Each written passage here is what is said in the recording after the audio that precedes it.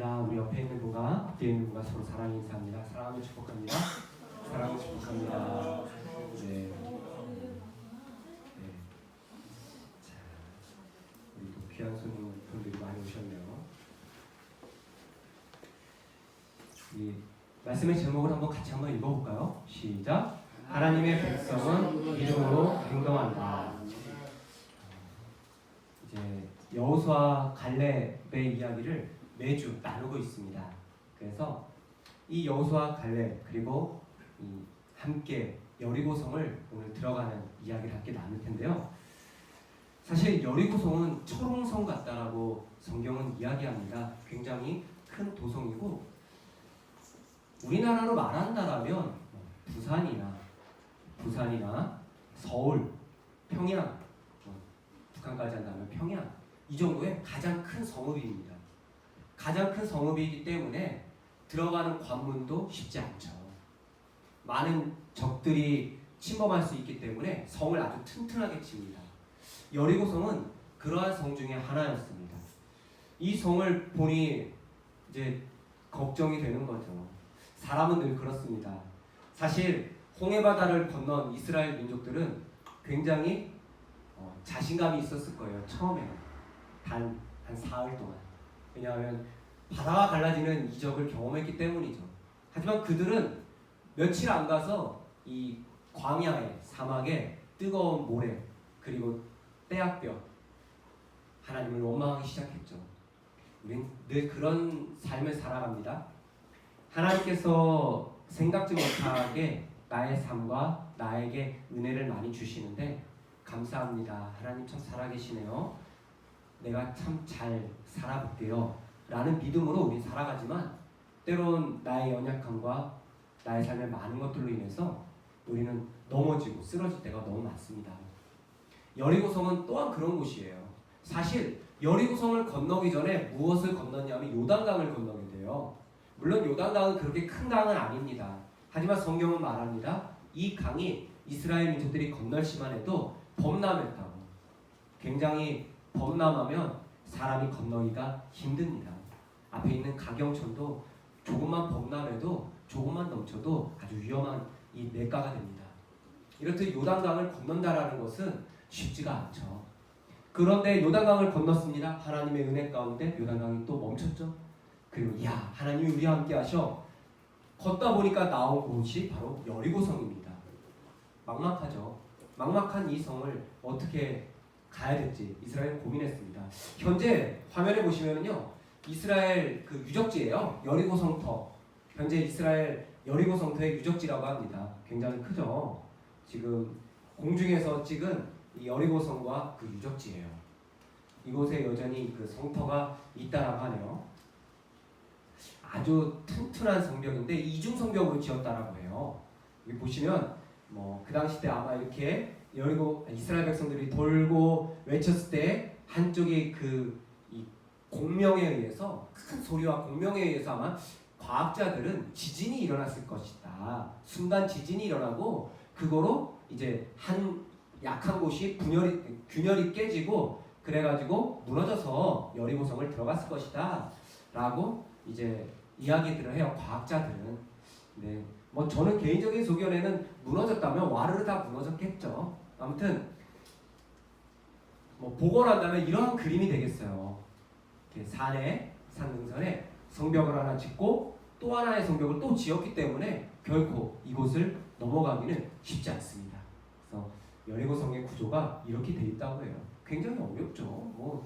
지금도 많은 미사일을 쏜다고 해도 아주 튼튼한 성벽이지 않을까 생각을 합니다. 어떻게 하면 무너뜨릴 수 있을까요? 돌을 던져야 될까요? 아니면 망치로 두드리면 될까요? 아니면 그냥 불을 지를까요? 여리고성을 무너뜨리는 일은 쉽지 않아요. 근데 하나님의 방법은 참 말이 안 되는 방법이 너무 많은 것 같습니다. 성경은 늘 그래요. 창세기서부터 요한계시록까지 하나님의 방법은 인간들이 생각한 방법과는 전혀 어긋나는 방법들이 너무나 많았습니다. 하나님은 이스라엘 민족들에게 돌라고 하죠. 여리고성을 돌라고 합니다. 하루에 한 바퀴씩 6일을 6일을 하루에 한 바퀴씩 돌아요. 그리고 마지막 날 7째 날은 7번을 돌라고 합니다. 제가 이 여리고성의 크기를 한번 예전에 이렇게 성경 공부하면서 이렇게 제가 한번 계산을 해봤는데 얼추 상당산성 한 2배나 뭐 얼추 그래요. 상당산성 돌아보셨죠? 상당산성 얼추 그 정도 그 정도 그 규모입니다. 그러니까 한 하루에 2시간이나 2시간 반 행군 대열이니까 좀 더 길어질 수 있겠죠.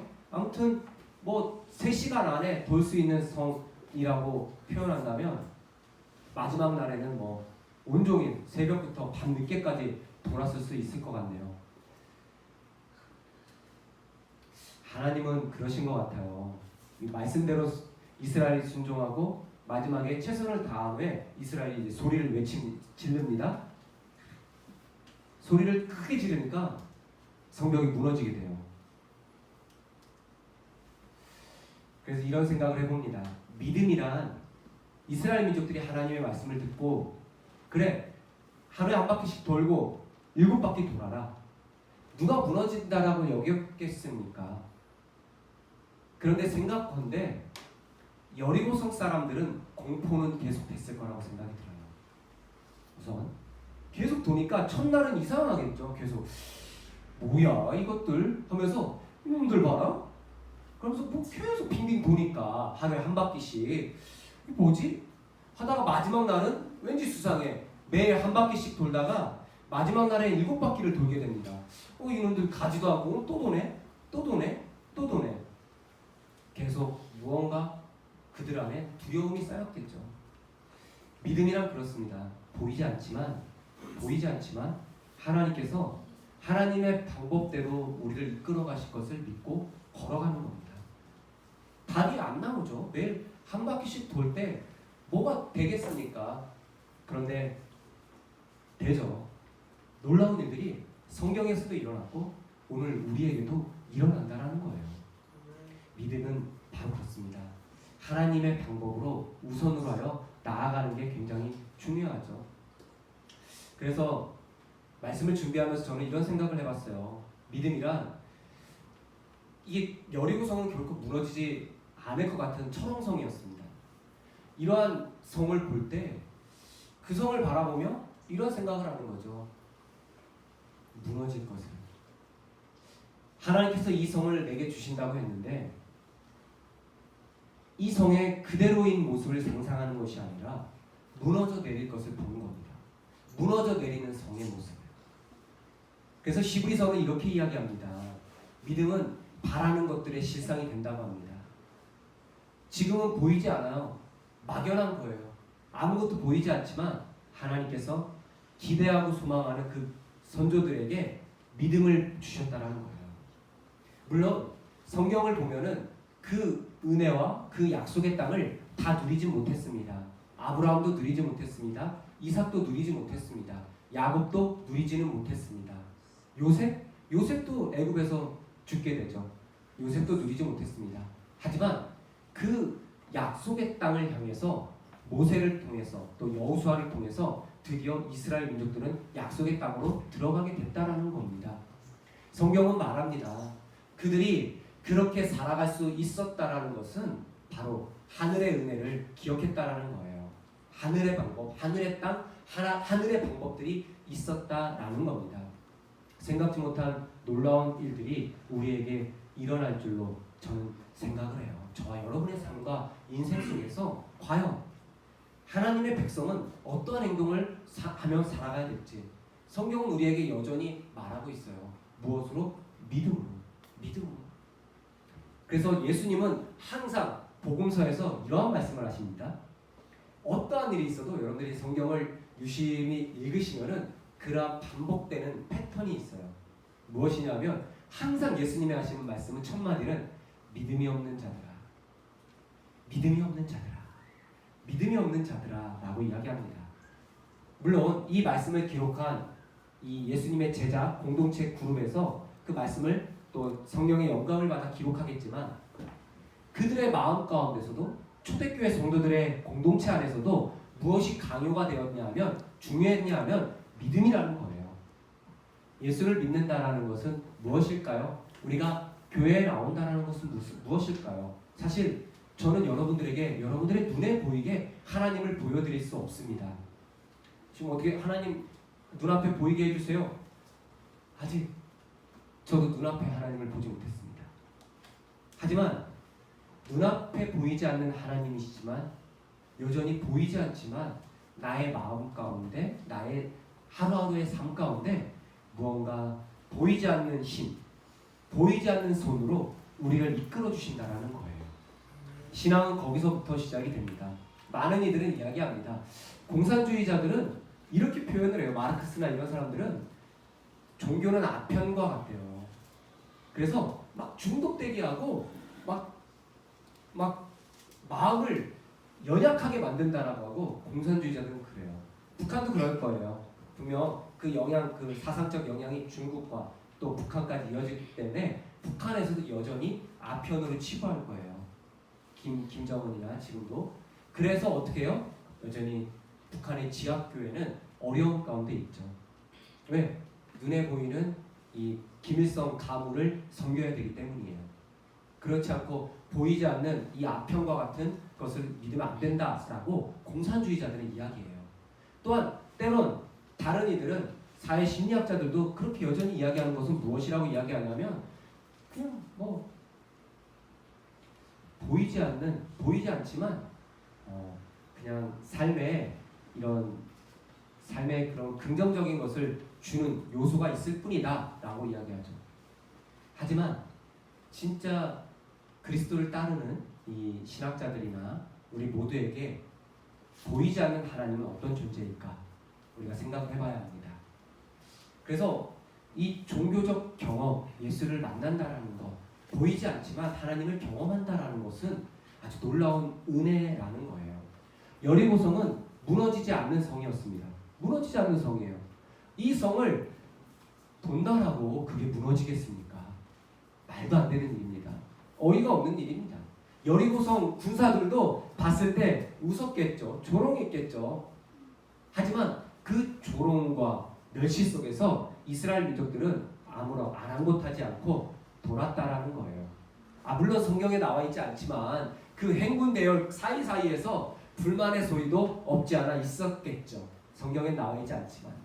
하지만 앞에서 이끌어가는 여호수아 또 제사장들과 함께 계속 그 뒤를 따라간다라는 거예요. 믿음은 그렇습니다. 믿음의 공동체에 우리가 함께 모여 있습니다.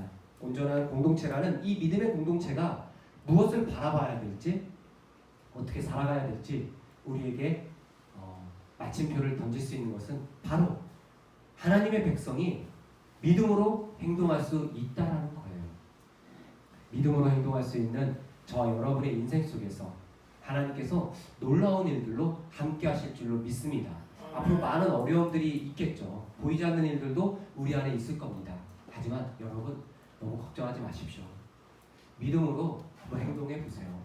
하나님의 말씀이 오늘도 나에게 함께한다라는 것을 믿음으로 생각하고 내가 연약하지만 하나님께서 여전히 하나님을 신뢰하는 자들에게 함께 하신다라는 것을 기억하실 때 오늘도 여리고성은 무너질 거라고 생각을 합니다. 많은 여리고성이 나의 인생 가운데 매일 무너졌으면 좋겠어요. 매일 무너져서 이제는 내가 돌멩이와 총과 무기와 갖은 무기로 여리고 성벽을 무너뜨리려고 아둥바둥하는 게 아니라 하나님의 방법으로 내가 무너뜨릴 수 있다라는 것을. 그러나 생각하셔야 될 게 있습니다. 아무것도 안 하고 하나님이 하시겠지라고 하면 큰 오산입니다. 왜요? 이스라엘 민족들은 그 고통과 그 시간을 감내했기 때문이에요. 여리고성을 돌았습니다. 그 조롱을 겪었습니다. 조롱을 겪고 두려움도 겪었겠죠. 왜요? 이 사람들이 틀려서 성문을 열고 나와서 공격을 하면 다 지거든요. 이스라엘은 그렇게 무기가 많지 않았거든요. 많이 없었습니다. 그런 그들에게 항상 서로가 경계했겠지만 이스라엘 민족도 경계했겠죠. 그래서 저기를 돌 때에 앞에 군인들이 함께 했어요. 이 군사들이 함께하고 이렇게 돌았다라는 겁니다. 경계하고 긴장하고 노력하고 항상 그 말씀대로 한 걸음 한 걸음 나아간다라는 삶은 쉽지 않습니다. 뭐 이것을 신학적으로 표현하면 경건의 훈련이라고도 하겠죠. 그렇다면 저와 여러분 각자에게 질문해 보십시오. 우리는 경건의 훈련을 얼만큼 하고 있는가? 하나님의 말씀 앞에 얼마나 서고자 노력했고, 또 얼마나 하나님께 무릎 꿇고, 또 얼마나 하나님의 뜻 안에서 사람들을 사랑하고 포용하고 용서하고 화해하고 안아주고 내가 더 무너질 수 있었는가 라는 거에서 사실 앞에 있는 저도 부끄럽지만 우리 모두가 각자가 때로 부끄러울 수 있습니다. 하나님의 뜻 안에서 그렇게 나를 단련하면서 나아간다면 여전히 여리고성은 오늘도 무너질 수 있습니다. 그리고 무너지고 있고요. 그 모든 것들을 경험하는 저와 여러분의 복된 인생 되시기를 주님의 이름으로 축원합니다. 기도하겠습니다. 사랑의 하나님.